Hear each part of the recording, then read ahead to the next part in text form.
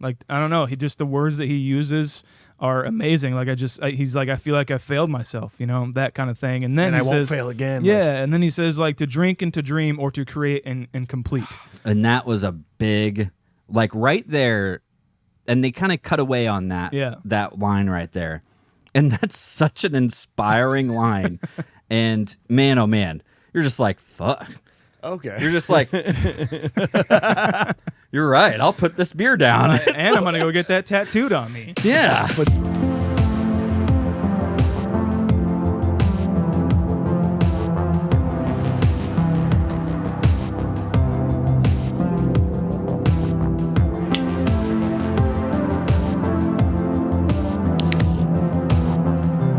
He's a theatrical mockery man. Well, hello and welcome to the Confused Breakfast. Do you remember the pure joy of a trip to the video rental store as a kid? Yeah. It's hard to beat the ease of the modern era in streaming platforms where you don't even have to leave your couch. But there was something truly special about heading to Blockbuster, picking out a movie by hand, and then paying off your late return balance with your brand new AT&T Universal MasterCard. Kick fucking ass, man. Life kicks fucking ass sometimes, man. On this podcast, we revisit and dissect some of our favorite childhood movies from that magical era to see if they still move us the way they did as kids. My name is Mike Schulte. Joining me, as always, two dudes who think peer pressure is bullshit. Sean Pryor and AJ Vance, how the heck are you? I mean, if someone asks me to drink, yes. They didn't have to pressure me at all. Yeah. That's it. Like, ask me if I want some whiskey. You want some? Yeah, whiskey? man. I really do. Where's my cup? I don't Pass know. it. We have to find it. We have to get our glasses. Making a mockery of my words, man. It's just, God. You know what that is? I'm going to go in there. No. You know what I mean, man? No. Well, boys, on today's episode, we discuss our first documentary movie review, winner for Best Documentary at Sundance Film Festival, and a true testament to the American dream and the dreamers out there. We are, of course, talking about 1999's American Movie. You can do it. Damn dang it. Ladies and gentlemen, it's time for another nostalgic journey to the past with The Confused Breakfast. Sit back, relax, and enjoy wherever you are in the world. Take it away, boys.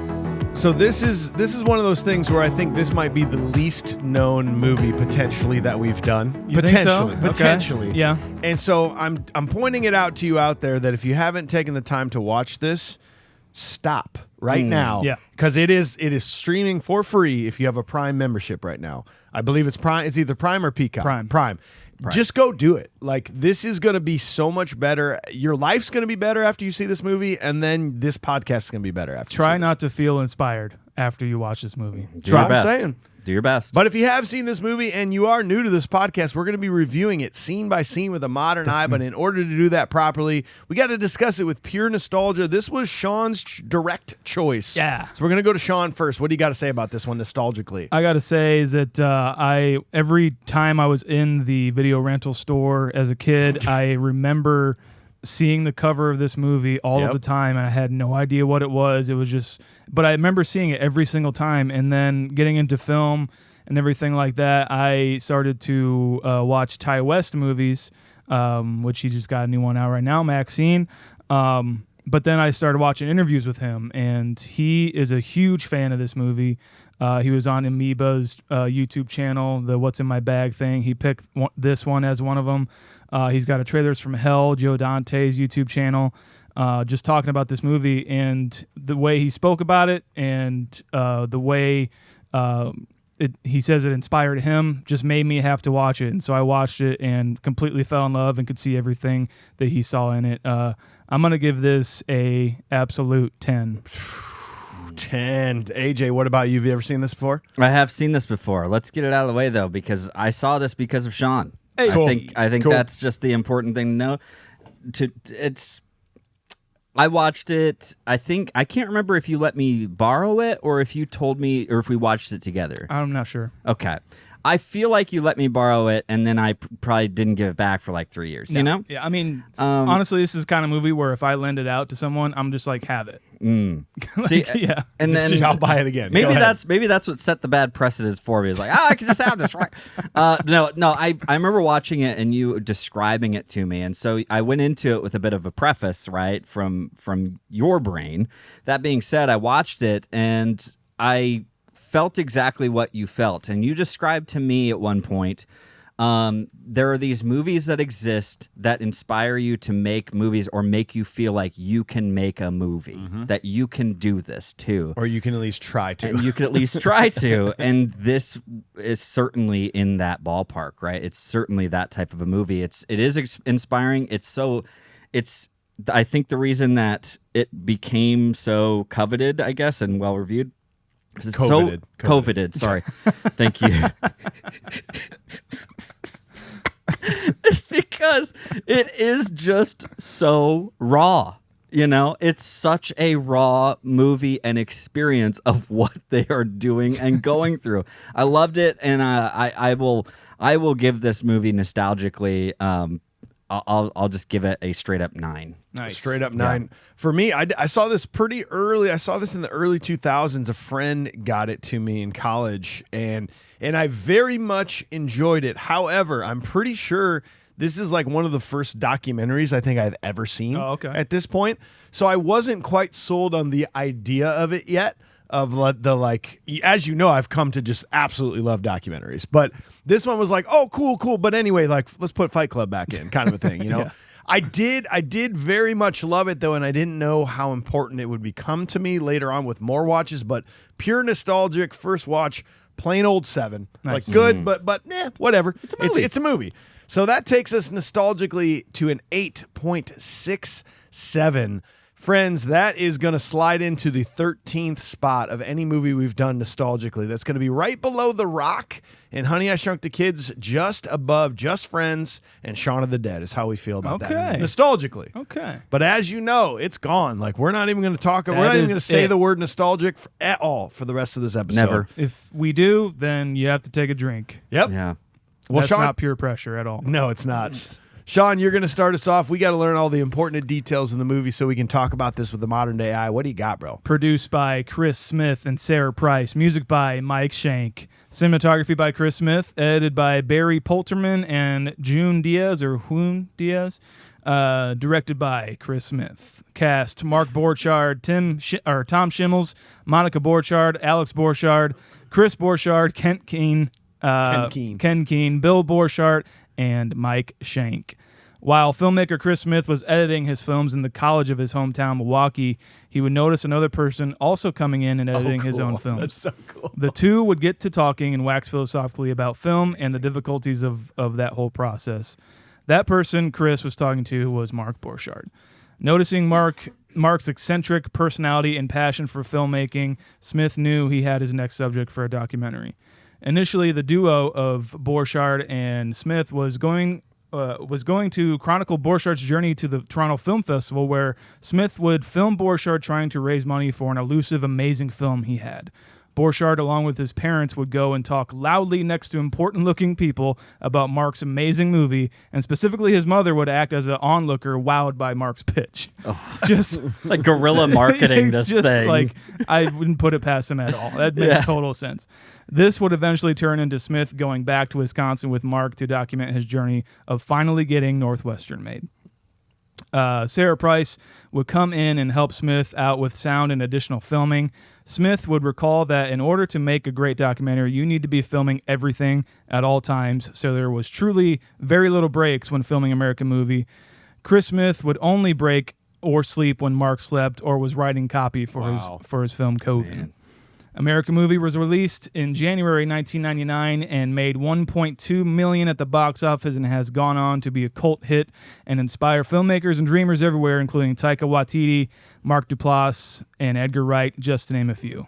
Yeah, that's all I got. You got to talk about Chris Smith here because I didn't know. I mean, the years I've seen this, I'm like, oh, Chris Smith, go on, whatever. He went on to produce Tiger King. Mm-hmm. and he directed the Fire Festival documentary, Bad Vegan, that series Bad Vegan now, Jim and Andy, The Great Beyond, and one of my favorite documentaries of the last couple of years called 100-Foot Wave, about surfers trying to surf a 100-foot wave in Portugal. This dude is talented. Yeah.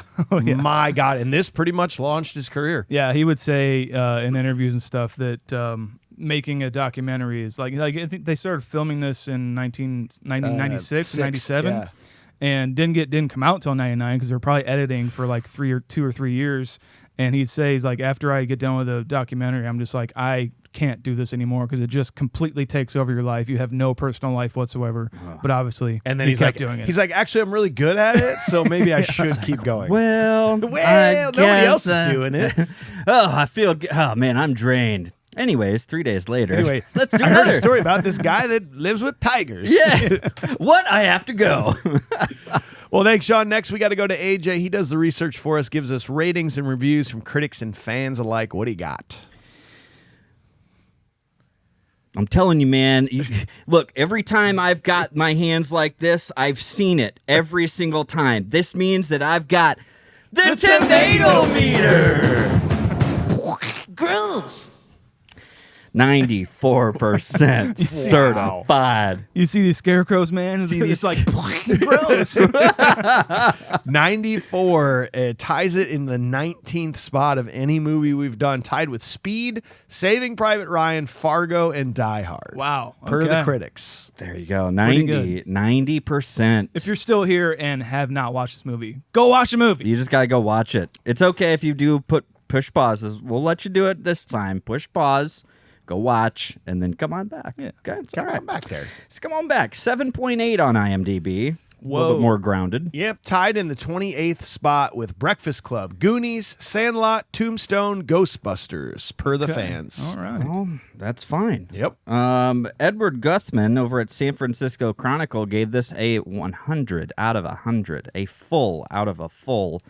That's why American movie cuts so deep. Because it's about the American dream, about not giving up, and about being true to yourself. 100 out of 100. Nice. We've got, let's see, Lisa Allspector gave it an 8 out of 10, an 80 out of 100. Chicago Reader, often coming across as simultaneously out of control and self-possessed. Borchardt can't have been an easy target, but the filmmakers seem to have nailed him. The lowest thing I really saw via Metacritic was Kerrie Ricky gave it a 63 out of 63. There was a couple 63s. One said frequently hilarious, but overly long. And Kerrie Ricky ended up saying from Philadelphia Inquirer, it's never entirely clear whether Borchardt is also an object of ridicule for documentarian Chris Smith. It's a great point. Let's. I'm gonna jumble this around a little bit here, guys. I want to jump into our little Lebowski Urban Achievers first and foremost. All right. I want you guys to know we got Walter Fielding in there. Came on into the Discord channel, and he said, Coven. We'll say Coven. I like that he just got to make up his own pronunciation of it. I think it's great. It's Coven. Makes me think of college. I only remember bits and pieces of this movie, but what I do remember is that it opened up the world of documentaries for me. Yep. More importantly, though, if you've ever made independent films, as dumb as they are, you have to fucking love these guys, because going back into it, even just watching a couple of scenes, any independent filmmaker can totally relate to everything these guys go through. Mm-hmm. It's a really great point. Garrett, why did I say Garrett? It's fine, because there's a G. Okay, it's Jarrett. Mr. Jarrett Layoff, the one, the only. He had this to say, if I can get there. He does have his prop, his punchable face. He just, so we'll save those, but Mike's scream at the recording was awesome. His lovable wicked, face, man. his goofy Wicked, stories, man. and the way he talks. I love that. Let's see. Let's jump on back. Let's get some, I just really wanted to see why people disliked this movie. Yeah. And so you've got plenty of ones on this, to no surprise. Don't see this movie, said Velo Doug. Velodug. This Velodug. May 28th, 2000. This movie sucked wind. I imagine that the other 300 people that gave this movie such high votes must be independent filmmakers. I can't imagine that anyone else could possibly find it funny or even slightly entertaining. I feel like 100 minutes of my life were just wasted. Was that War Child from Point Break? I think so. Get off my way. Get off my wave. Leave filmmaking to the real pros. Yeah. That would be a waste of time. This one is so boring. This was in 2001 by Fatouz. I usually enjoy underground movies and anti-heroes, but this is a bad joke. I wonder how this can be called a movie. Because it's... Yep. American movie. Yes. All these people are losers. And Thank you. and the filmmaker doesn't succeed in making them interesting at all. They are not funny, not tragic, just plain stupid and boring. Maybe I missed something, but I won't watch it again to find out what. Anybody with a camcorder can do better than that. I give it a 1 for the originality. All the rest is crap. Okay. All right. I'll give you one more here, guys. This is the worst film ever made. Okay. Said Abenar. This is 2003. Should you wish to see the worst film ever made, look no further. Some wretched movies are watchable because they are unintentionally funny.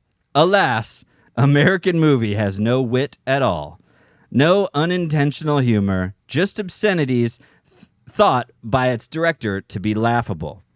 For those who liked this film, I suggest you watch Kevin Smith's Clerks, in similar in tone. In Clerks, you will find creativity, wit, and enjoyment, all on a shoestring budget. It should make you forget this hideous effort. Those are very different movies. One is a narrative film, right? Yeah. The other was just it's real. Yeah. Weird. Okay. That's super strange. So a lot of people apparently just didn't get it, or they've barely watched it. Got it. Thanks, IMDb. All right. Well, boys, before we hit the scene-by-scene breakdown, I want to tell the audience a story about us and how this podcast came about. One day, I was partying in my basement. I always used to get pissed off inside because I'd want to party real heavy, and no one else would, you know. Then all of a sudden, Sean and AJ came over, and either I had a bottle of vodka, or Sean had a bottle of vodka, or AJ had a bottle of vodka. But anyway, we were drinking vodka, and I was so happy that I found someone who'd drink vodka with me, you know. So then Sean and AJ would drink vodka with me all the time. I'd go over there all the time, and we'd buy a fifth of vodka and share it, and that made me pretty happy. So we started this podcast. Yeah, Here we go. Vodka with a T. Oh, instead of a no, D. my notes have a T in there. Yes. So I get over it. So scene 1, we meet Mark Borchardt, an independent filmmaker who lives in Wisconsin. He has organized a recording of a radio broadcast that he wrote and directed called The Creeps. We found out that he owes money and is struggling to stay afloat. His family and friends recollect Mark's passions at a young age. This leads him to move forward with assembling a team to finish his movie entitled Northwestern. Yeah, man. I mean, right off the bat, you get like extreme just musings from Mark Borchardt. Like the way that this guy talks, like even just talks, like not even just acts, but is inherently inspiring. Like, I don't know, the words that he uses are amazing. Like he's like, I feel like I failed myself, you know, that kind of thing. And then I he won't says, fail again. Yeah, and then he says like to drink and to dream or to create and complete. And that was a big, like right there, and they kind of cut away on that, that line right there. And that's such an inspiring line to cut away from, and to say that to drink and dream or what drink create. And dream or create and complete, and man, oh man, you're just like fuck. Okay, you're just like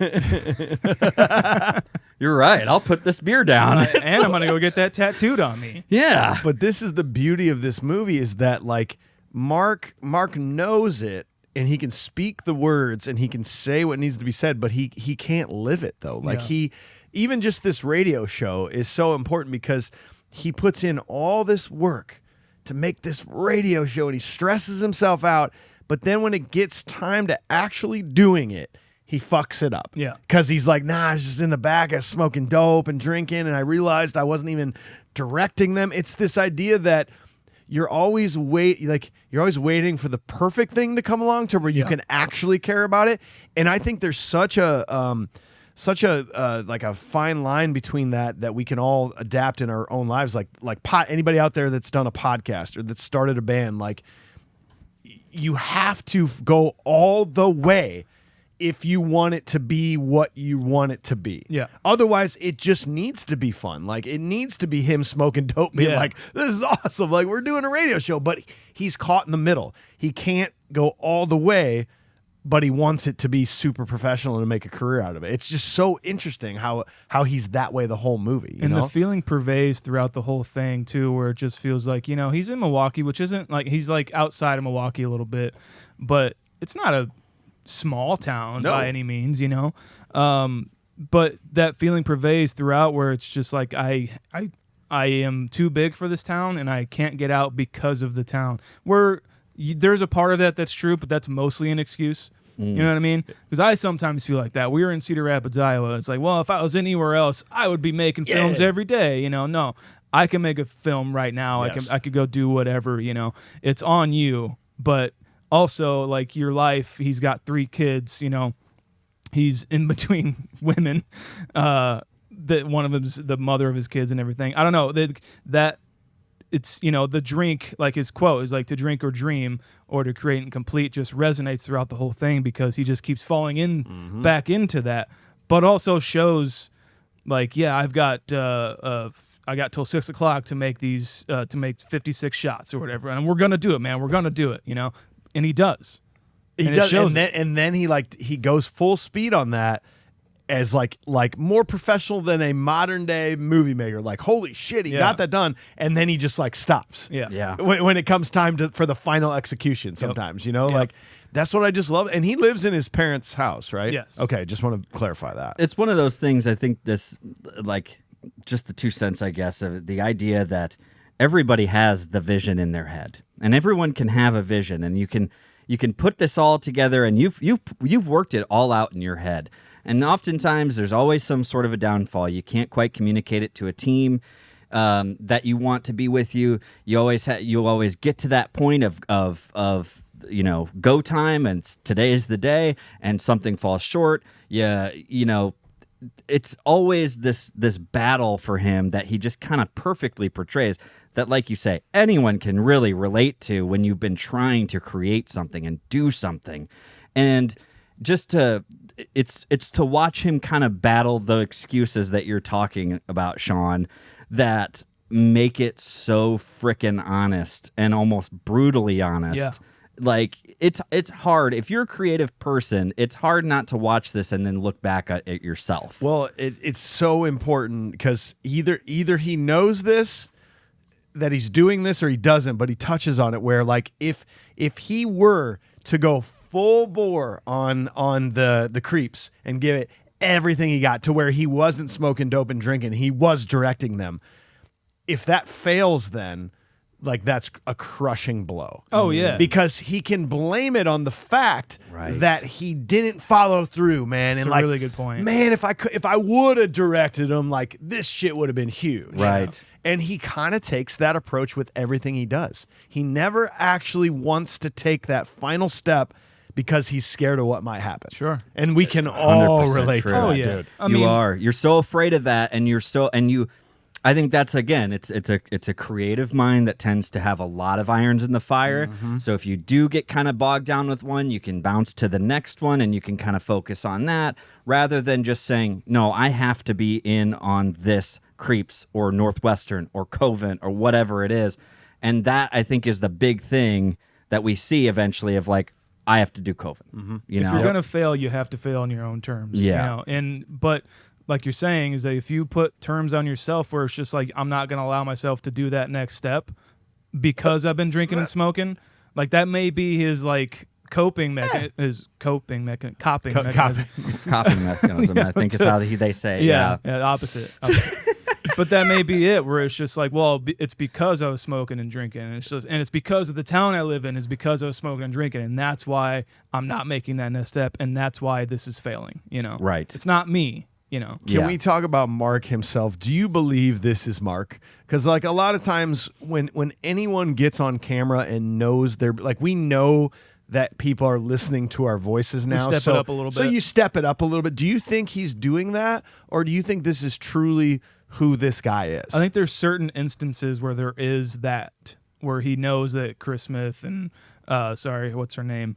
Sarah Price are filming them and recording them with sound. I think there is instances of that, but it's only when he's drunk. I think I think he's putting it on when he's drunk. Like I think he's, when Mike comes in or something like that, he's like, "What's up, man? How you doing?" He's just kind of trumping it up a little bit. But I think everything else is completely 100% like his honest. genuine happiness when that MasterCard rolls in. Like Yes. he just got done telling us that he's in incredible debt. Yeah. And that he has no money coming in and also needs more money to do the things he wants to. And this genuine happiness. Man. Kick ass, man. Fucking ass, man. Life's pretty cool sometimes, right? At least it's only $81. I mean, what are they going to do? Take my Night of the Living Dead book? I mean, oh, yeah, I'm kick fucking ass. New MasterCard at $800. Sometimes life just kicks ass. You can't get any better than this. I'll tell you what, people might view this movie as the inspiring part of it being him doing doing Coven. The inspiring part for me is him never letting anything get him down. Yeah. Like he'll take his moment to be like, fuck. And then he's right back up. Dude, if this was me and I was in this much debt and, I don't like I had 3 kids that were a little estranged, I guess, we can get into that, but that would be the only thing on my mind. Yeah. I couldn't do literally anything else. No. But he's like, I'm doing it. Yeah.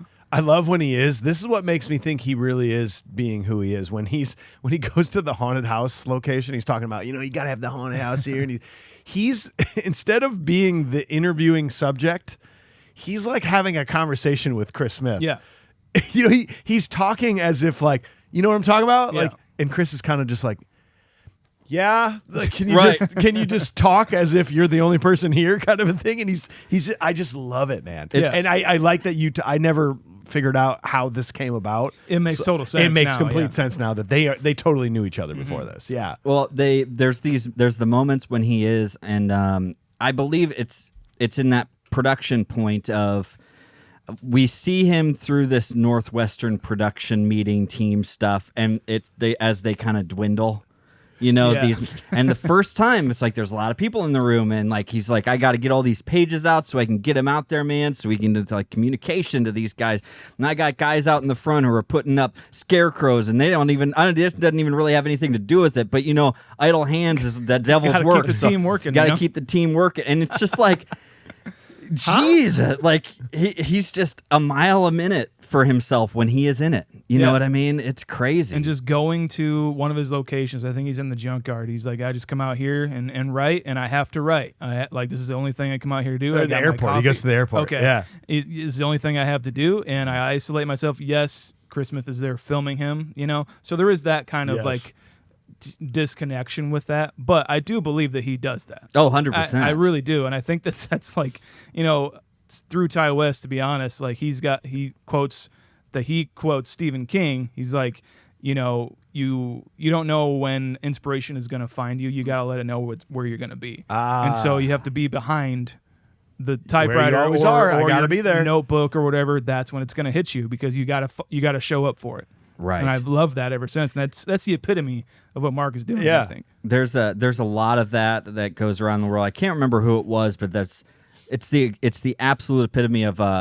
like writers, artists, whoever, and they will set time aside, and that's what Mark is doing, is literally setting time aside only to have the opportunity to write. And if anything else comes, like, so nothing else can interrupt him. Mm-hmm. And a lot of people, it's usually like a very inspiring place. Like, who was it? It was this writer who he had a gazebo, and he would go out in kind of this garden area, and he would sit, and even if there was nothing else, he had his typewriter, and even if he didn't write anything, it was time well spent because it was time well thought. And then you have Mark, who it's in the parking lot on a very cold day, apparently, in his car with this thing, the notebook, and he's just airplanes going by, and there's like a theater there, and it's like, this is his inspiring place, maybe. I don't know. You don't know. And it's just one of those things that it does seem like he heard this idea that you just have to go find a place that will inspire you. And then this is just kind of what happened. Yeah. I think it's fun. It's funny, but it's heartwarming. I don't know. It's just the way I experience it, I guess. Yeah. We got to talk about Mark, his power, his gift of gab. Even his brothers talk about it, his parents talk about it. Like, that's his skill. The fact that he was able to get all these people to work for him, like phone call, calling people, video people, actors. The one guy that literally is like, yeah, like, I kind of feel like Mark's kind of full of shit because I really don't think we're going to get anything done, but man, he really believes in this. So I can give him 10 weekends of my life. I'm like, 10 weekends to be on something that maybe we don't know is going to happen. Even this Matt Weissman guy. Like, first of all, he might be my most lovable face. When he's making the phone calls, he's one of those people that his timbre goes up when he asks a question. He's like, I'm working on a film called Northwestern. Do you want to learn more about it? Oh, yeah. Okay, great. We're doing casting calls. But the power he has to like get these people on board is unbelievable. You couldn't. I'm thinking about myself. I'm the same age as that one guy, the guy that gets his head put through it. Yeah. You couldn't. Like, Sean, I love you, but if you're like, I'm going to need you for the next 10 weekends for my independent film, I'm like, dude, I love you, man. I'll give you some money. Like, I'll help you fund it, but I cannot give you my time. And the fact that these guys can, and then like even this Tom Beach guy, I want to talk about this Tom Beach guy because this is a negative quality of Mark though, too, because this Tom Beach guy had the ability to help him get this movie done. Yeah. You know who I'm talking about? He's the guy that comes in and he's like, I color coded everything. Yeah. I've got all the shots. Yeah, he's like the assistant director. Yes. And that's the only time we see him because Mark, I feel, pushes him out because he knows he's not going to complete this movie. Yeah. And he doesn't want someone to make him complete this movie yet, like maybe like one of the various loans he got from Bill was like paying some of these people, like maybe even Tom Beach, to like be there. And so he's going to do a job for Mark. Yeah. But Mark also talked him into it. But maybe because he knows that this isn't going to be able to work. Like, he's got 6 days they have to start shooting. He knows well he's in like, advance. well, this is it. Like, you got to go. Like, I can't be paying you for Coven. I have to do Coven on my own. God. Yeah. It's so strange because, like I say, the meetings, they start to dwindle. They do. It's like all the people that you're right. He got so many people, that big round table almost, that what looked like a read through. You know what I mean? A script reading.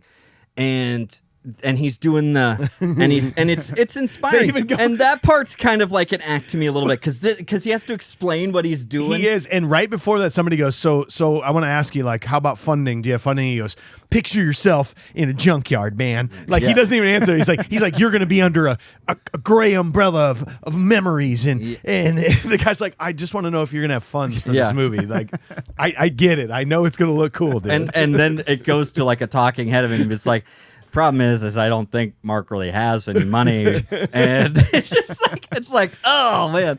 And then the second meeting, it's a bit smaller, kind of almost like it's a Perkins or something, because I think that's when he's like going through the binder and stuff. Yeah. Yep. And then you get there and there's only 2 of them, and it's a pretty decent sized room, and it's kind of heartbreaking. It is, because it's like people are kind of realizing, okay, well, it seems like things are happening, but I don't know that they're happening. Yeah. I mean, speaking of money too, where he's, it's impossible to get any money out of Bill. Like, he's very like his dad's talking about very his close brother, to his money. Very close to his money, and he's like, "Check this out, William."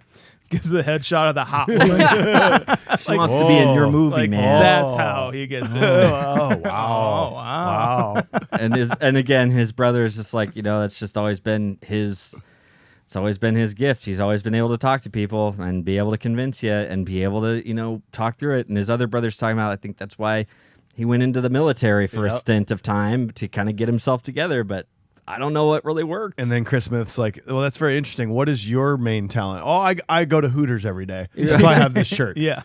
You know that you're gonna be on a documentary film and that it's interview day and you wear a Hooters shirt? Yeah. Come on, bro. Ugh. And you're talking shit about Mark here, guys? It's a good point. Just throwing it out there. Are we talking about his brother? Let's move on to scene 2, and we'll start talking family. So in between working on finishing the Northwestern script and dealing with his team, Mark realizes he can't finish Northwestern without first completing his short film called Coven. Mark visits his Uncle Bill to solicit money from him to use to complete the film. His friend Mike Shank and others begin to help him start with filming in the woods. Mark begins to date a woman named Joan, and we meet his kids. Yeah, so his brother, why don't you just push the button? Okay, here we go. If we were on a train to go punch a face, I'm on board. That's what I'm talking about. You look like a fucking serial killer, you piece of shit. We're talking about Alex, right? Yeah. The dark-haired one? Yeah. Darker or the one with the Hooters shirt? No, I didn't mind the Hooters shirt guy. I thought he was fairly okay. We're talking about the one where he's like, well, I thought Mark was just going to grow up to be like a stalker or like he ended up killing people or something. It's like, that's your brother, dude. What the, like there had to have been a falling out. Yeah. There had to be. Like even when they're watching the Super Bowl together, they're not in the same room. No. But still, dude, it's the killer of dreams. Mm-hmm. Where it's just like you can't do it because you're not supposed to do it because we live here. Yeah. Like you can't do this. Like you have dreams. Like no, we're all gonna work in a factory. Yeah, and bro. We're all gonna go like work in an office. That's that kind of person. I hate those kinds of people who are just like completely negative the whole time because they don't want you to do the thing. What if he actually does it and like gets rich and famous? And that's gonna piss him off. That's gonna piss him off big time. Yeah. They don't want sometimes they don't want you to do the thing because I haven't done the thing that I want to do, or I don't want you to do the thing because it's not my idea, and or I don't want this to be this way, and you say no, this is just the way our life is, and you just need to stop doing these creative ideas. Yeah, he's a huge piece of shit, and he's just one of those guys that maybe is trying to say the right thing, but he just doesn't know how to say it. Yeah, because at one point he does make a psychopath. Because he's a fucking psychopath, but he does make a good point. One time he says, he's like, well, what makes your film special, and that people will want to watch it. And that's a great, like, that's me talking to Sean as a friend going, Sean, okay, cool, here's your movie idea. I'm like, well, what, like, let's talk about this. Like, what makes it something that people are going to love and that people are going to gravitate to, because we want people to like it so that so they'll buy your film. Yeah. And that would be a normal conversation me and you could have, but he's going to put that in a shitty way. And you would understand the nuance of, well, it's because it's through my eyes. Correct. That's what makes it special. It's like, if I'm trying to sell you the movie, I have to punch it up a little bit different. I can't just say that. You know? It's like, what makes it different is, this unique thing that no one's ever done. And even say that. Yeah, I'm like, oh, okay, cool. Yeah, I totally get what you're saying, but they're never going to have that conversation. No. He's just going to be like, your film sucks. He doesn't understand. This is the kind of person who watches, like, I don't know why, but Silence of the Lambs was on my mind while watching this movie the whole time. He watches it, he's like, it's a good movie. Good movie. But like, there's no philosophical, like, he doesn't get anything else out of it. He watches like milk toast. Literally, that's his favorite thing to do, is just make milk toast. And he's definitely the brother he refers to on Thanksgiving when he's like, my mom and my brother went off to have a sterile dinner and have that is 100% the brother, because he's never actually on film other than that one interview that they do. He's probably like, fuck this, I'm out of here. He doesn't want to be a part of it anymore. No, he doesn't want to. It's like, I don't want to be a part of this documentary. That he probably sees it as something of maybe a joke at Mark to a degree, or maybe it's like, oh, you're making this so that way, and you're asking me these questions. Again, I think it goes back to Mark's mindset of, I don't want to give it my all, because what if it fails? And he sees this as, if he fails and I'm a part of this thing, I don't want to be a part of it that said he could do anything he wants. He's the greatest. He's so gifted and stuff. I knew it. I called it. I told you. Yeah. And he doesn't want to be a part of it any more than that. And I'm sure Mark has done, I mean, we know that he's done some bullshit. Like he owes his dad like what? $10,000. It's a lot of money, man. You know, especially even back then. And he's living at home. I'm guessing these other two sons probably, do not live at home. Right. Yeah, good point. Good point. I mean, like, yeah, that can probably be annoying. I get it. But still, dude, like, you gotta see that this is like the only, like, there's no one else in this town, no one else around you anyway that is like this. So there's some part of it where he's gonna do something, but you know, it's a bit conflicting. It's what makes this movie great is because you can see how Mark just kind of makes himself fail sometimes. Sean, I am Mark in my family. I am the guy that's always been playing in bands, and I started a podcast and I do a band, and like. I know that my mom and dad and my brother sometimes are just like, Jesus Christ, dude. Like, what are you doing? But also, I'm so lucky because my brother and my mom and my dad are so unbelievably supportive of anything I've ever done, which is what makes me super sad about Mark in some ways is that he just doesn't, like, he kind of does in this movie because I remember hating his dad more than I did. And this time, like, his dad's actually kind of supportive. Yeah. Like, when they go to the bank and get the money from Uncle Bill, the dad's like, hey, have faith. Gotta have faith. It's gonna... But at the same time, dad's like, I'm not giving you any more money. You can get it from Uncle Bill, and I will still let you live in my house. Yeah. But I think things were a lot worse than before they got to this point of the movie. Yeah. Like, mom and dad weren't having a good relationship, and brothers weren't. But yeah, I mean, his mom seems pretty damn cool to me, though. She's like, a bit of a sweetheart. Yeah. I think. Yeah. I think she's there and supportive, and she does want to help. Even though I think that's pretty classic mom to a degree. I don't get it, but I'll help. I'll try. Like with the camera and stuff. Yeah. It's like, did you stop the film? you gotta yell cut. Where's it at with all this film burning? Like, and it's like at least somebody's here to press the camera, like start, stop, cut, like whatever it is. At least his mom was there to do it, and he's appreciative. She's trying to be understanding, even though she doesn't get it. No. Yeah. And she's still like, you can borrow my car. That's not his car. That's their car. Yeah. That's like the family car. And he's always taking it, going to the airport for 6 hours. And she's got to run errands. And she's like, whatever. I'm not taking you down to Jim Mitchell. No, there's no way. You're too drunk. All right. There's 4 minutes left. I'm not going to. Okay. There are two absolutely hilarious scenes that happen here. The one where he's calling his friend Charlie about being an extra. It's like a real close up shot. He's like, yeah, man, you got like 2 hours between 11 and 1 p.m. to come. Oh, cool, yeah. You know where I live? I live 2 blocks from you. Do you have a pen? Can you get a pen? Can you get a pen? And he's kind of like looking at like Chris being like, what the fuck? And then, dude, and this is where we really get to meet Mike Shank, and we can talk about him however you want. I want to talk about him the whole time, but when they're standing outside and they're about ready to go in the woods, and he goes, Mike, make sure everybody has brown gloves. Does everybody have brown gloves? No, dude, Mike. Dude. Mike, no, like, and like, god damn, I love Mike Shank so much, Like man. some of this seems scripted. Like some of this just seems like so far-fetched and so like, I don't know. There's so many moments in this movie that are like, this is like, you could make this movie and be like, this is kind of a stale documentary about a person who's trying to make a movie, whatever. But you get these moments and you get these characters. You get Bill, you get Mike. There is so many things in this. Like it's shocking what Chris Smith got out of this. It feels like if Coen Brothers produced it or something, and they did what they did in Fargo, and they just saw that guy who was shoveling his walkway and said, film whatever he says, because this is going to be interesting. And so I said, well, that's not what I wanted to do, so I'm going to get the heck out of here. So I got the heck out of there. End of story. And that's like what they got the whole time. It's really watching Mike Shank and the creative choice to just stay with him. Yes. To stick with him the entire time that he is doing something or saying something. He seems like he doesn't even know he's being filmed. Which is even more gold about it. And I think that's an interesting point, because think about all of his friends. Mark's friends have to a degree always been in film or around a camera because of Mark, that they're probably all so comfortable. Oh, yeah. Just that it doesn't really affect them that much. Because we see all that footage of them when they're kids. And it actually looks pretty dope. It looks really good. It looks very interesting.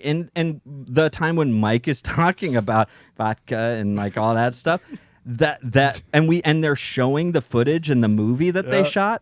They're used to this. They're just used to this sort of thing. And I think that's a good point.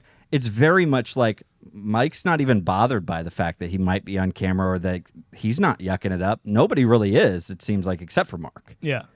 Is Mike, I want to ask the hard questions. First of all, R.I.P. Mike Shank. Like he died like 2 years ago from cancer, but is he slow because of his drug use? I think so. I think there's a part of his personality where like he is just kind of like this. He's just kind of laissez-faire, and it's just like, I just like hanging out.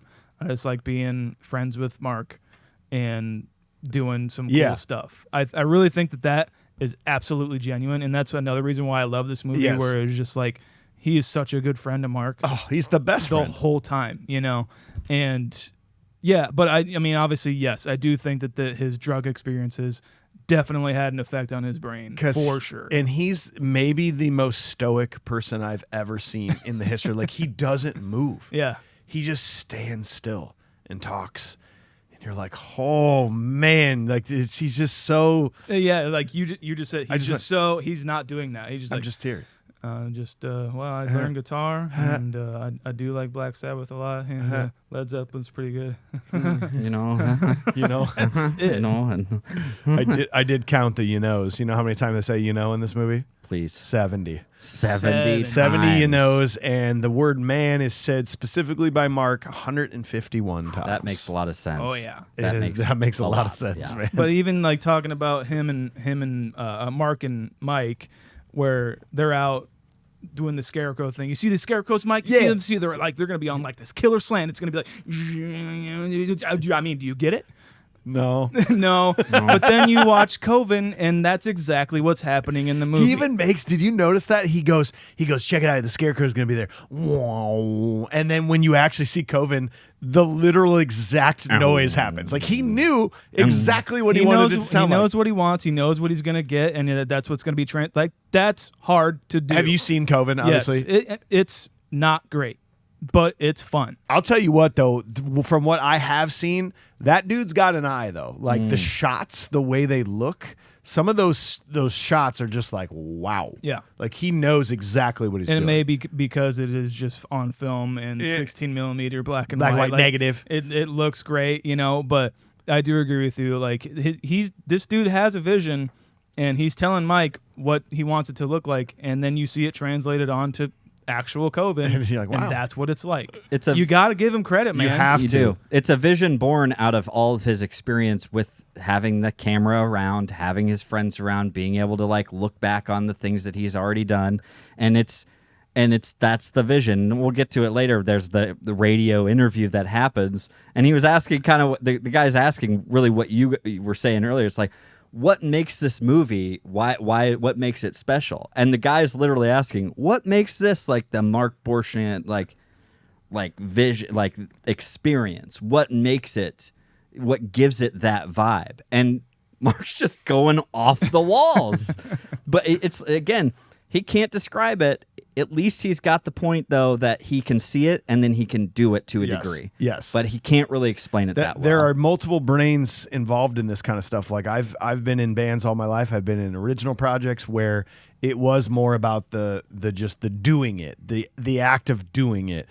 But then when you get into a point where you do need consumption of the thing you do to make it sustainable so you can keep doing it, that is when you have to kind of step off of your horse a little bit to be like, if I can just get people to go to this, then I can be a filmmaker for the rest of my life. It's like the sellout album that an artist will do, to be like, if I could just get this one, Your Body is a Wonderland, for instance, by John Mayer, if I can just write this song, then I can play music for the rest of my life and do whatever I want. Then I can play blues like I want to. Correct. Right. I can start my blues trio and sell out the Forum in L.A. with 18,000 people playing blues riffs. All I got to do is play that stupid song yes. I wrote. Yeah. And sometimes people don't exactly have that ability, because that was the moment where Mark should have been like, like I need money. Remember when I did the whiteboard thing? Fuck it, man. I'm sorry for erasing that. I got it. That would have looked so cool if I would have just left the top line there, but whatever.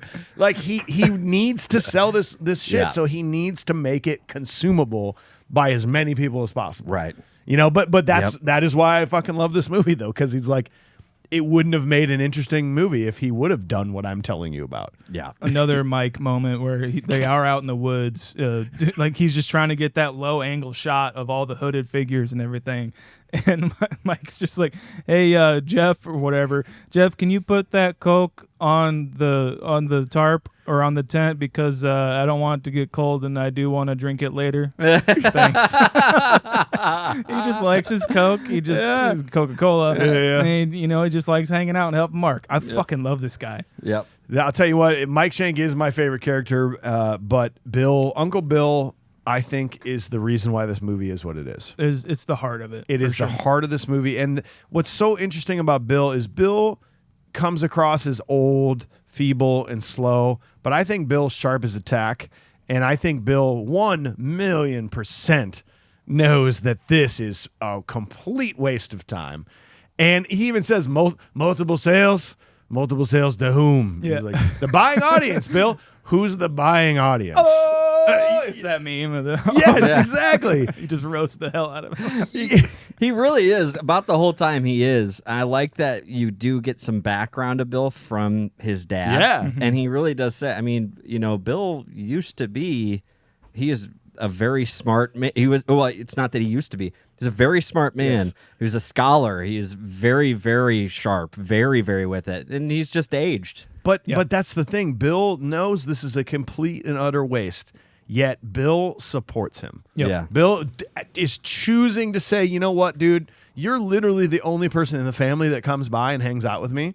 And I think we can get into the discussion of whether this is genuine or not by Mark. Yeah. But regardless, he still is the only one that comes over and pays attention to him and does things with him. And that may in fact be because Chris Smith is filming him. There's an air of it. I have to ask the question. I really don't think there could be 10% of that, but I think the other 90 is genuine. I think Bill is the artistic one. And I think Bill. Ooh, good call. I think Bill is. I think he's actually terminal. They're just not saying it. Okay. And I think even the ride in the car after they go to the bank, he's saying you just gotta. I think that's what they're talking about. Okay. Is his health. Well, he even says you got when you look back on your life, what are you gonna what'd you do with it? They're already having those conversations. And I don't think they're talking about the film at that point. No, I think they're just talking about him, because he pulls out these little songs that he's got. He's been reminiscing about his life. He's got all these written down kind of poems or songs, and I think that's why him and Mark genuinely have a great relationship, because I think Bill knows he's not long for this world. But Mark is trying to keep a creative spark in his life. And no matter how cynical Bill gets, and I think he trumps it up for the camera as well, because every time he roasts Mark, he looks at Chris Smith, behind the camera. I love that.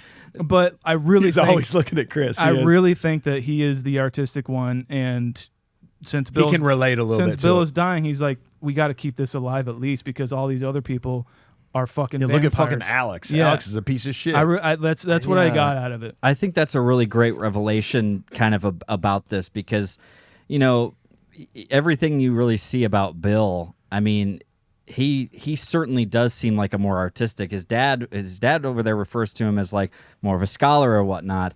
But you look at the difference between Bill and Mark's dad, and they're very different guys. Bill appreciates art. Right. Yeah, he's writing songs. He's and writing poems and stuff. He does have an artistic value, that artistic value to him, and he takes value in it.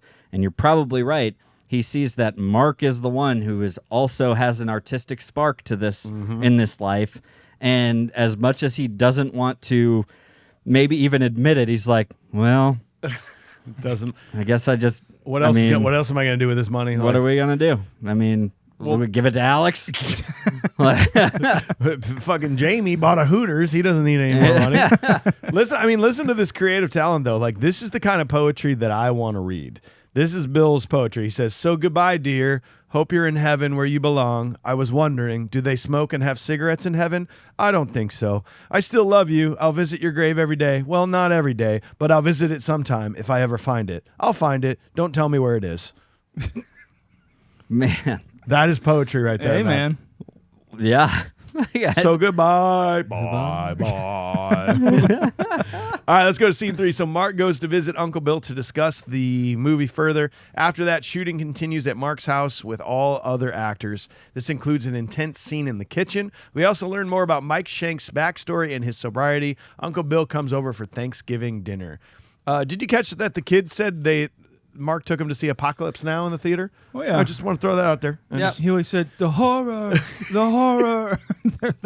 They can barely keep still because they're kids. Oh, God. And they are kids that don't have much parental direction. Yeah. Like, I'd like to know where they are in their life right now. Yeah. There's a quote from Mark earlier. He's like, well, I wrote that he has 3 kids, and he's like, I don't really get along with Alyssa. Yeah, man, I wish Alyssa would just let me chill with Joan and leave us alone, but 3 kids. Yeah. Yep. That'll do it.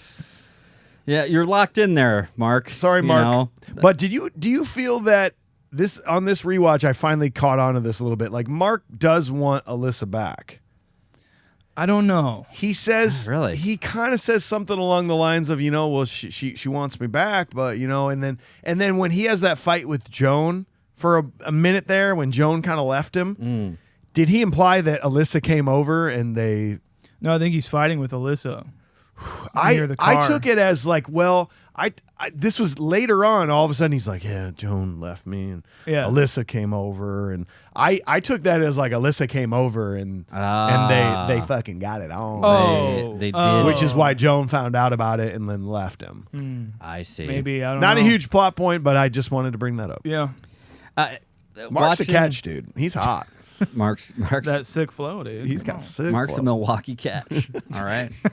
Look, a Milwaukee 10. And he's an LA 6. Yeah. I actually probably more like an LA 7.5. I mean, when we were in LA, I saw lots of Marks. What everybody looks like now. He's a creative. On the plane there, I saw a lot of Marks. And let's be real. Their scripts. He's probably done just as much, if not more, than a lot of folks in LA. 100%. So but. No, I think like Mark, like his mom is there, like in the car when Mark and Alyssa are having it out. They're like having that conversation too, and his mom is just sitting in the car, just kind of staying out of it, and just kind of like, well, and. Some things they don't last forever, and some things do, and I don't think it's weird for her because that sounds like what their entire life was. Yeah. Between her and her dad. She's just like, it's happening again. Oh wow. This is what happens. Oh, that's sad. That there was a lot of absolute laugh out loud moments in this movie where when people say LOL, like they're not actually laughing. Right. Usually they're just like LOL. Yeah. But no, like I laughed out loud at multiple points in this movie. Maybe my favorite line of this movie is when Mom and Mike are doing scratch off tickets. Yeah. And then Mark's talking about how like his sponsor's got a gambling problem. He goes to the meetings for scratch offs. Like scratch offs, that's not a problem. And Mom goes, maybe he buys the $5 ones. like it's just this subtle comment of like, yeah, scratch offs are fine, but once you start getting the high dollar amount ones, that's when you got a problem. Well, he's talking to somebody, I think, about Mike on the phone. And he's like, oh, his sponsor's like coming over to get him or something. And it's like his sponsor's also in AA. Or like his sponsor is like recovering from scratch offs. Yeah. Like there's just like, apparently in this world, your vice is your vice. Yeah. And like if maybe Mike's is alcohol, but it's not scratch offs. But this guy's is scratch offs, not alcohol. He buys the $5 ones. So it's just like, he's got a problem, bro. I'm spending like $10 a week on scratch offs. $10 a week on scratch offs. And and I end up winning like $20, and it's just like it doesn't go anywhere. But he wins like $600 at one point later like on. Another one, he's like I won 200, and he's talking about it. He's like $200. He's like, well, I got it's 60, but then I won $200, and I gave 100 to my dad, and I got 60 or 65 at home, and I got like $20 with me. It's just like it's the details. Yes. Yeah. That he has to get out. You know, it's he very has funny. to tell you this. Yes. It is kind of sad though, because like Mike is Mark's best friend here, but there are a few moments that really bug me. The one, him being drunk during the Super Bowl. Yeah, whenever he's drunk is very awkward. It kind of bugs me when he's like, well, if I got $200, what do you want to do with this $200? He's like, we should go to Jim Mitchell's and that'll buy us 4 buckets of beer or something like that. It's like, bro, your dude doesn't drink. He's sober. Like, and you're hammered. Like that bugs me a little bit from Mark's character. And he's kind of spouting off about, I'll never be like you fuckers, on the TV. Like, I don't even know who he's referring talking to. shit about blue collar workers. Yeah, blue collar workers with a normal job or whatever. The people rooting for the Green Bay Packers and all the people celebrating with the Green Bay Packers. And it is, I think of it, I mean, we're in Iowa. That's like one of the teams that you could kind of fall into as an Iowan, right? Because we don't have a pro sports team. But you're like, I do see like Green Bay as certainly like a working man's team. 100%. Right? And I think that's really who he's like going off at. And there is this one comment that it really, really casts a paw on Mark. And Mike says, well, I don't really want to spend money on beer. And he's like, well, I don't want to spend my money on beer either, but if you're willing to spend your money on beer, I'll drink it. It's like, and you're just like, dude, that was shitty. That was funny, but not anymore. No, it's like you're like, oh, that didn't come out well. Well, then him and his mom, or Mike and Mark's mom, are just kind of sitting in the kitchen, and like the rest of the family is in the living room. That's why I think that they don't get along. Yeah. No. But his dad comes in and is like, none of that language in here, son, Yeah. But he's still spouting off. But then you see like the blank kind of stare of Mike and Mark's mom of a drunk person just spouting bullshit. I'm sure you guys have been there where it's just so awkward to see somebody do that when you're not on that level, you know? It's hard to watch. You're just kind of trying to ignore it. And like that's the fate. It's like they're ignoring the whole time that Mark is getting ready, putting on his gloves. Well, there's 4 minutes left, man. Like we can let's go down to Jim Mitchell's. And then it's like and then his mom is just like, I'm not driving you down to Jim Mitchell's. It's like he wants to catch the last 4 minutes of the game at Jim Mitchell's and have 4 pitchers of beer. Yes. And poor Mike is just, you're right. He's just sitting there like, I don't know how to respond to this because I just don't have the capacity for this right now. Cool. Green Bay Packers. Packers, man. On that little, watching the Super Bowl on that little because we can't be in the same room as the rest of the family to watch it on the bigger TV. The small kitchen TV, and that's where they're watching it, and that's where they're okay with filming it. Yeah. I'll tell you what though, like Mark's very lovable, and I feel like I could hang out with him, but there are a few moments where you see some deep down, like he's in the basement, like right up in his face, he's eating the turkey leg, and like a switch flips on him, and like there's like a deep nothingness in his eyes when he's kind of like staring at the camera, like to where all of a sudden knife out, like spaz, like it just feels like he's got a very dark thing that can come out in him sometime, and you see it in that scene. You're like, wow. So Chris Smith asked him to expound on something that whatever he's talking about as he's drunk, and I think it's a level of that and the drunkenness. Yes, just kind of like, taking over. And he asked him something. He just, yeah, dude, that's intense. You got to get yourself together, buddy. Yeah. You gotta, man. It's a fall apart moment. I feel like it's a very very it's we've it's all very been dark. there, man. We've all been there. Like everybody goes through those moments, I think, but it's this is definitely one of the harder parts to kind of take in, I guess, and watch it all happen. But before all this is when he picks up Bill and brings Bill over for Thanksgiving dinner. Oh yeah. And this is where I just don't know, and I actually don't care to dive into it. I just want to believe firmly that Mark just loves Bill and that he's doing this because he always does this. Man, if you are willing to give your uncle a bath, in that kind of like to have him be exposed in front of you, to have him like he's not embarrassed about anything anymore. You know, I don't know. I think that's where it's kind of genuine, and yes, I agree with you. And that if he it's does not, do this you often. deserved it. Good job, man.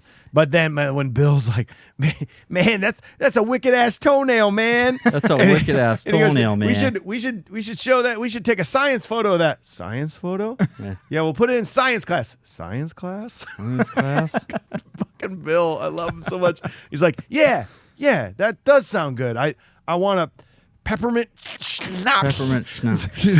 His teeth falling out all the time is a little rough. But peppermint schnapps. He's like, schnapps. The only people that drink schnapps is old people, and that's a really hard word to say for old got people. Got a good taste to it. Yeah. Got a good taste to it. He puts it with something, Sprite. doesn't it? Sprite, yeah. Peppermint schnapps is Sprite. Why didn't we get that for today? We should have gotten that for a drink today. We got our PBRs instead. Yeah. I don't want shove peppermint this schnapps back in the freezer.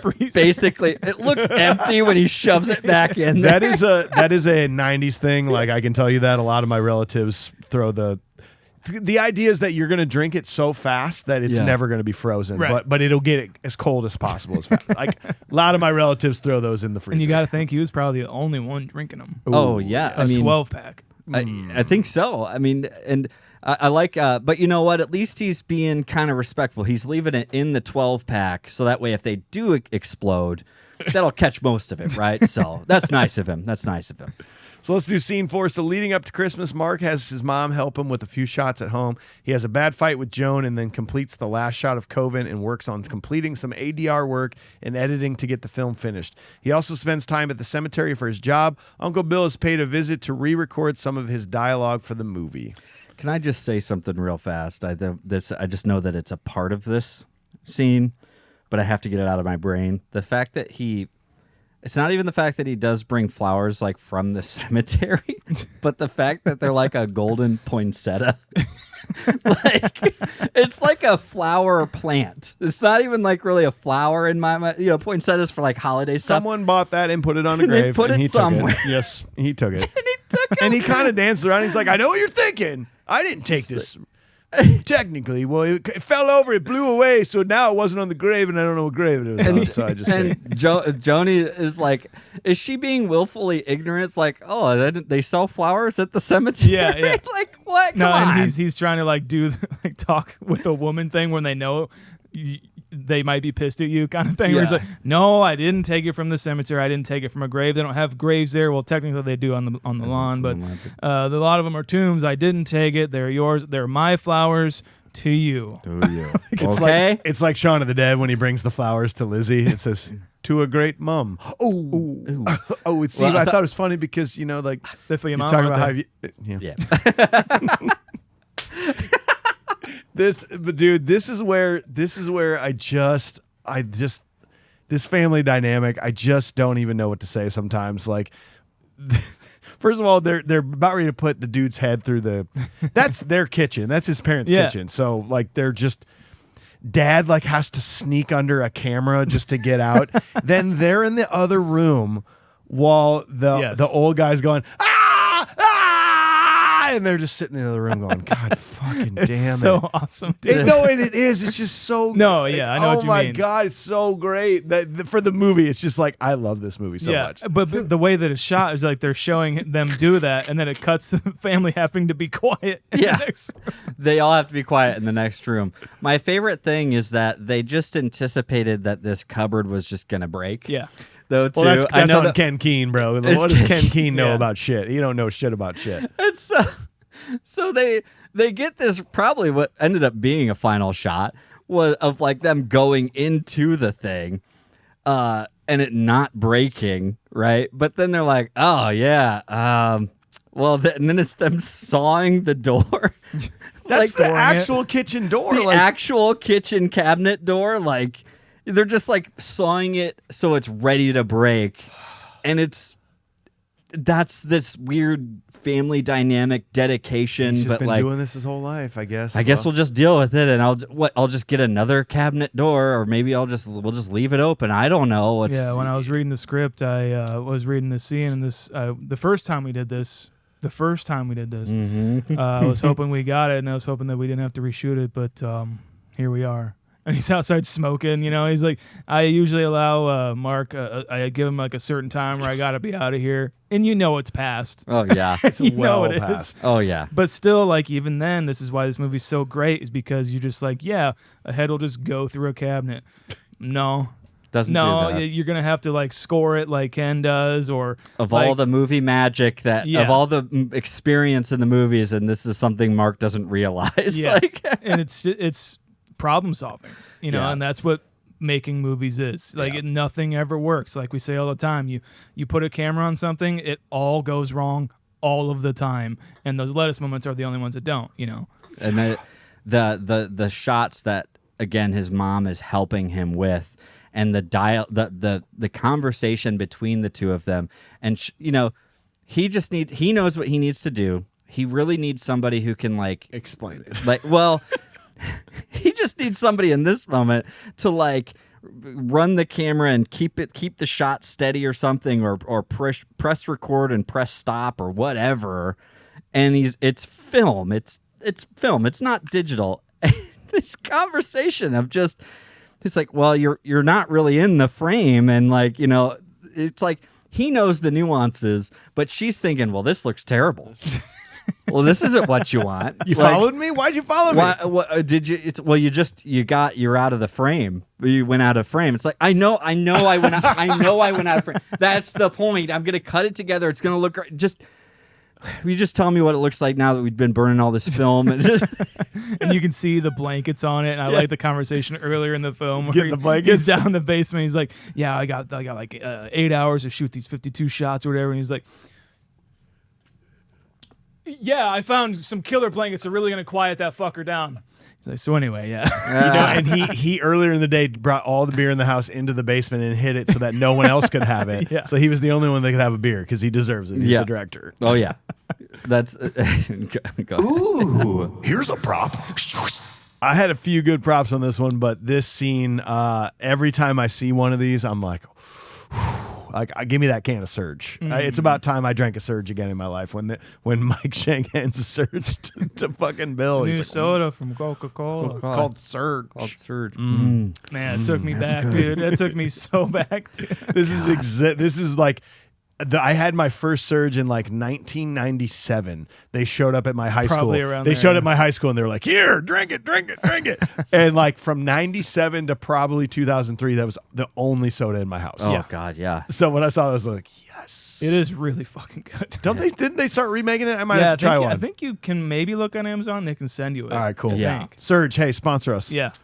Get at us. Hook it up. I want Mark's little crank up camera that he has. I think that he owns that one. Like that. That's his actual one. Camera. That's probably how he used to film back in the day or something like that. I think that's his. I want that one. Yeah. So Mark, sponsor us. Mark, sponsor us, bro. I want that original. It's like a yellow and black, like VHS case of Coven or something that Mark was showing him. That's what I want. That's a good one. It's either that or I want the 2 frames that they're searching for at the end of this movie, that they're like, you pay for this, man. This movie. This much movie, man. You don't go and you don't pay for this. All right? It's like, I don't know what you're talking about. And they're talking about it. There's 2 frames that are missing from this final cut that were for a transition. I want those 2 frames too. All right, I like it.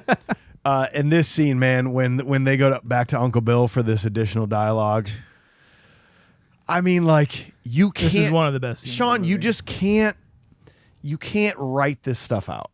Like, and this is why this movie is so special. Is scenes like this. The fact that he decided to go with him that day, for like, hey, what are we doing? Oh, we're just going to Uncle Bill's. He just needs to read this this one line again. It's fine. Like it won't. In fact, you don't have to come. It's nothing special is going to happen here. Nope. And the fact that they did like 80 takes and he couldn't get it, and then you see the final cut and you're like, he never got it.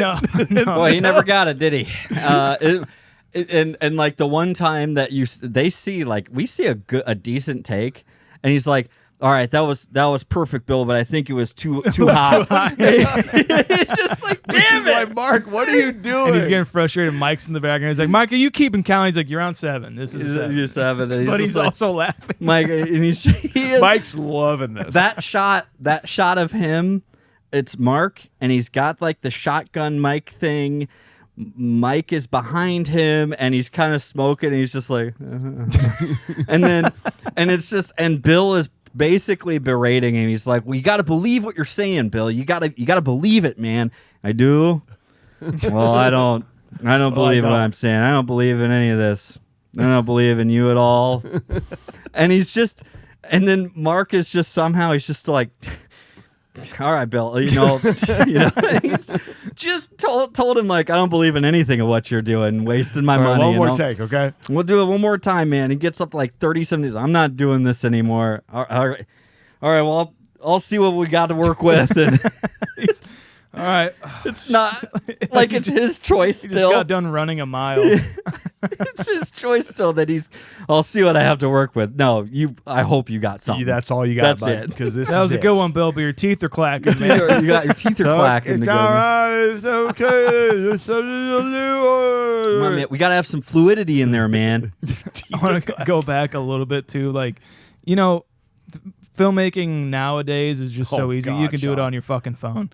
They're filming on film. They're recording separate audio tracks my for God. everything, and they have to pay.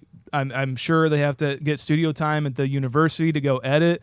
And he's like, I just love it's so charming where he's just got to bring his kid, and Mike, and they just kind of stay there. Mike brings his guitar, of Their course. sleeping bags. Yeah, and they're just staying in there because they're just going to get up, and that's what he's going to do still. He's just going to be editing the film. You know? can do this on your computer in your house, like on your phone. Simple as that. Like, All it it's that took is simple. just like upload the footage, and then you have everything. Oh, AI just stitched it together for me. You Yeah. got That's to great. process it. You got to do all this, and they're editing on the huge Moviola that's in there. Jeez, man. It's really, really charming because it's even harder than just pointing a camera and filming something now as it was back then, And now it is just like there are films made on your fucking Yes. iPhone. Oh yeah, and some of them are so proud. Apple probably pays to have like certain movies or parts of film done on the new iPhone so they can say it as a thing and be like, this was shot on iPhone, and it does look great, Of course. right?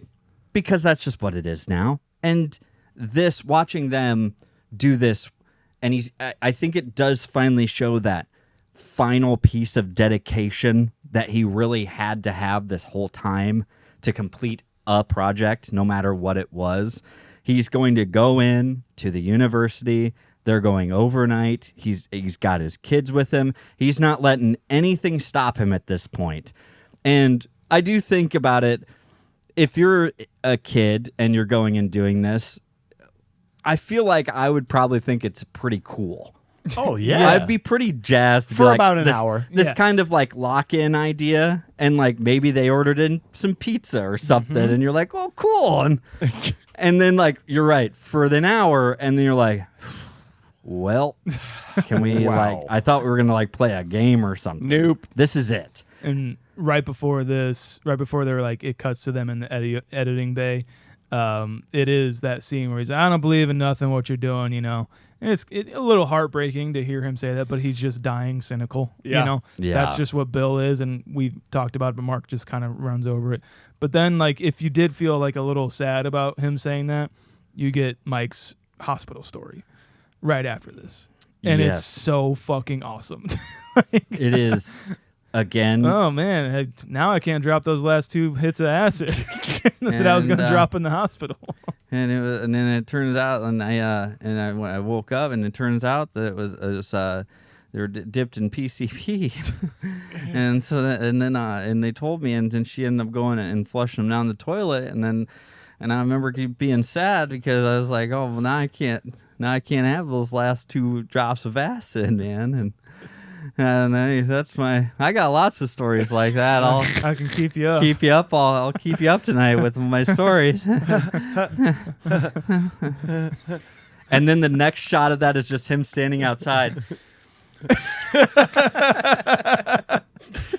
Not moving with his fucking the world's Again, worst headphones ever Not made. knowing that there's a camera on him is seemingly. No. I bet Chris Smith was just like also taking a smoke break. Oh Like, yes, he was. yeah. So he's like, "Can you want to have smoke?" Cool, got it. One more thing before we move on. the music is done by Mike Shank. What do you think? It's impressive that he's this good at guitar, man. I think so too. It looks like he's reading the music. Yep, and he's doing the foot tap. Yeah, he's keeping a good time. the random shots of him just like in his bedroom or somewhere, and he's just playing guitar. And then you see another one, and he's blindfolded. Mm-hmm. I bet that was Christmas being like, what's the hardest thing you do in guitar? Oh, I just learned how to play blindfolded, man. And it's there's no reason to ever do that. And then you can hear it like in the editing when they're doing like the edit scenes, the final edit scenes, and it's Creeping Death.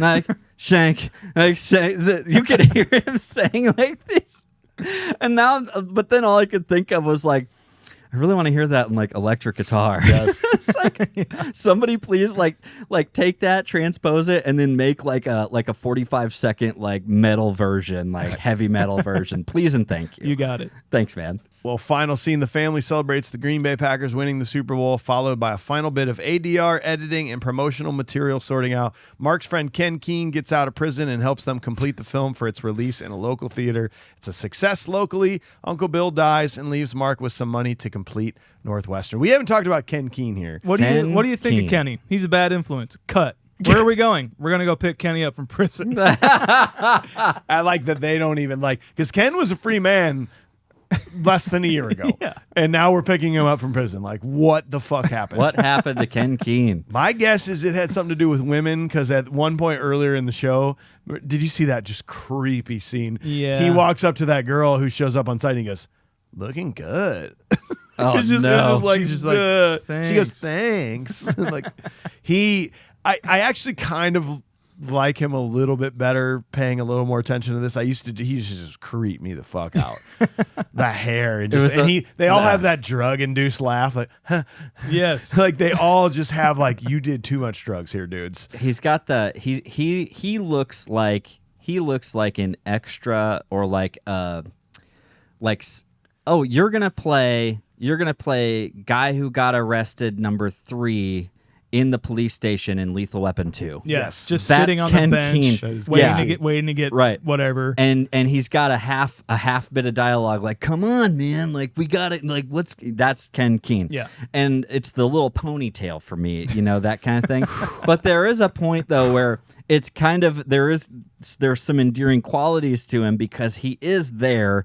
He is cranking through these edits. He's helping to edit. He's saying like there, man. He's probably the next in line besides Mike, of just like being there for him. Like, doing whatever the you scoring need, dude. of the cabinet there. And then the moment that he's just like, and I think we're probably about 45 minutes away from having this done. And he just pops. He's like, so I'm having a beer. He's just like, you look like you kind of earned it at this point, man. You really do.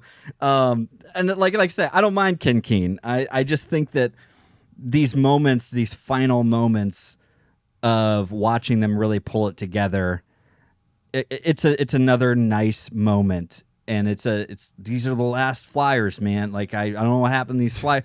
This is what I got. So you guys can't just put them anywhere, okay, man? And then of course they put them anywhere. And wait, Mike, you gotta take the flyers, man. Yeah. He's like, well, you gotta take them. You gotta put. That's why I'm asking you for it. No, that's why I'm giving them to you, man. It's just he's just walking away without the flyer. And when he's out front and he's like, he's skateboarding with the kid. Just hey, can I see that board, man? Wow. But man, Mike's ADR scream, it's legendary. Like it's the best I've ever heard, yeah. Ever. And it's the fact that like no one, if the first time you're watching this movie, if I said, hey, and by the way, this character Mike, later on he's gonna do like a scream for ADR, it's gonna be hilarious. You'd be like, oh, okay, cool. Like you would never, ever think this would come out of that man. No. I mean, I think he missed his calling for to be in like a screamo metal band, man. Yeah. Like I think that's what we're finding out. He was just born too early. I love like even just the filming of it. Like they show him doing it and the audio's super blown out, and then they just kind of pan over to Mark's. That was fucking wicked, man. Is that scream in the movie? I don't know. It has I to forget. be, dude. Like, it has to be in there somewhere, Oh, right? I mean, it's too good not to be. Yeah, I don't know. I forget though. So wonderful. Like getting the final shots or sound bites of destroying the car. I'm hitting it as hard as I can, man. Like they're trying.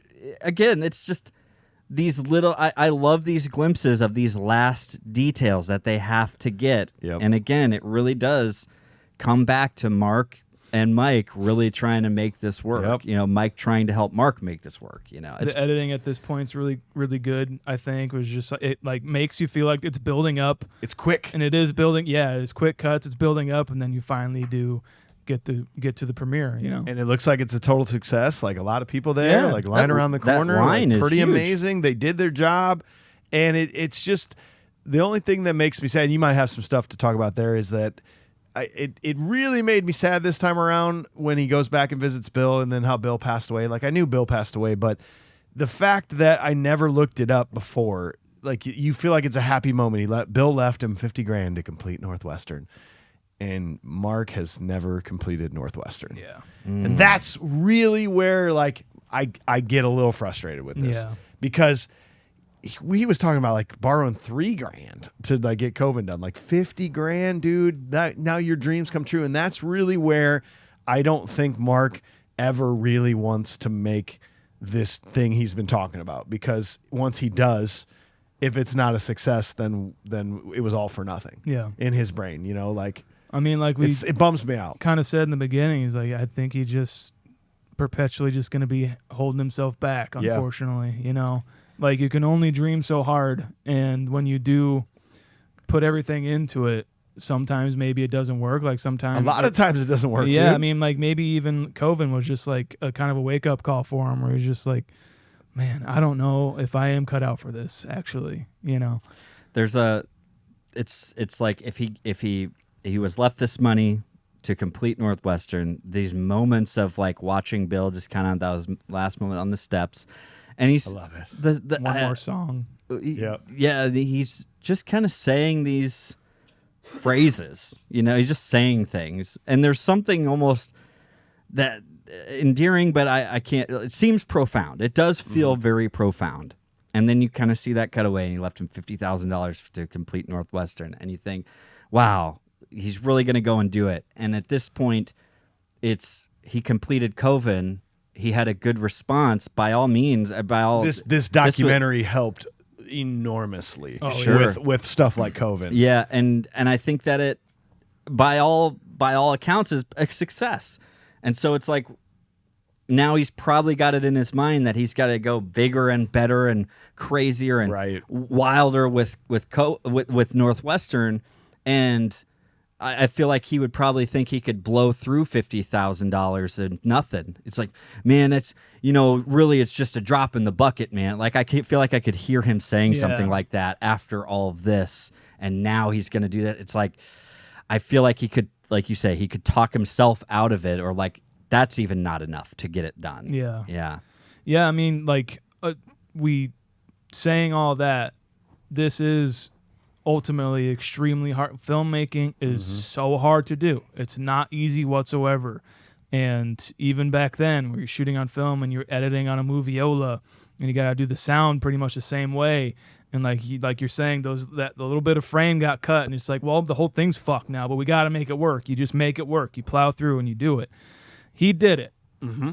He did it, and not many other people can say that whatsoever. Doesn't Joan even say that? Like if Mark completes 20% of the things he's going to say, he still has done more than most. Yeah.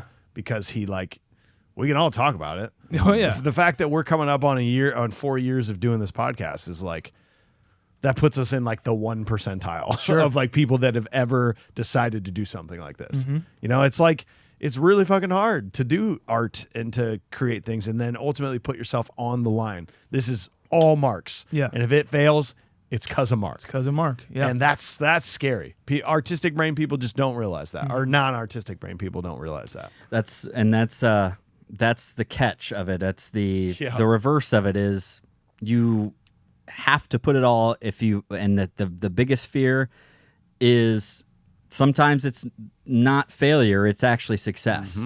And Yeah, good call, You man. know, sometimes that is the biggest fear of because if you're successful, then there's always what's next.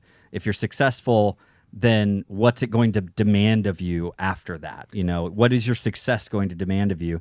And again, the idea of, well, if I'm going to fail, I think I just heard something. Jerry Seinfeld said it or something. And he said, if you're going to fail, then you have to fail on your terms because at least you can live with that. Mm-hmm. But that's also very, very tough to get yourself to that point and say, well, I failed and it's my fault. You know, it's nobody else's fault. It's just mine. That is the battle of an artistic brain. Yeah.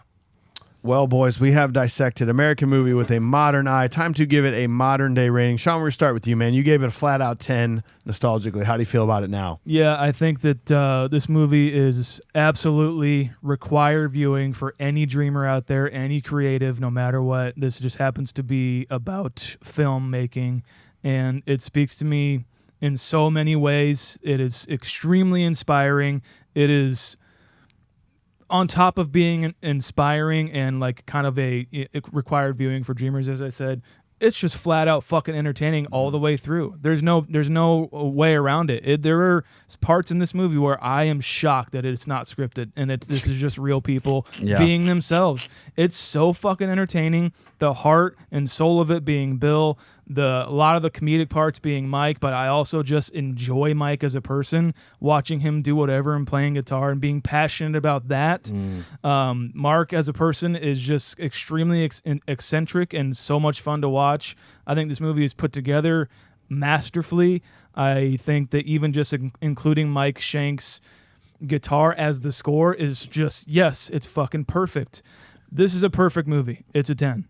There's no doubt about it. From Sean. AJ, how about you, buddy? Man, oh man. I agree, because I think when the idea is, and we've said it before, I've heard it before, the idea that restriction and, boundaries and like, that's what forces creativity in this. And, the idea that they just used specific cameras, they filmed the entire time, they used what they had in front of them to create the narrative of this documentary.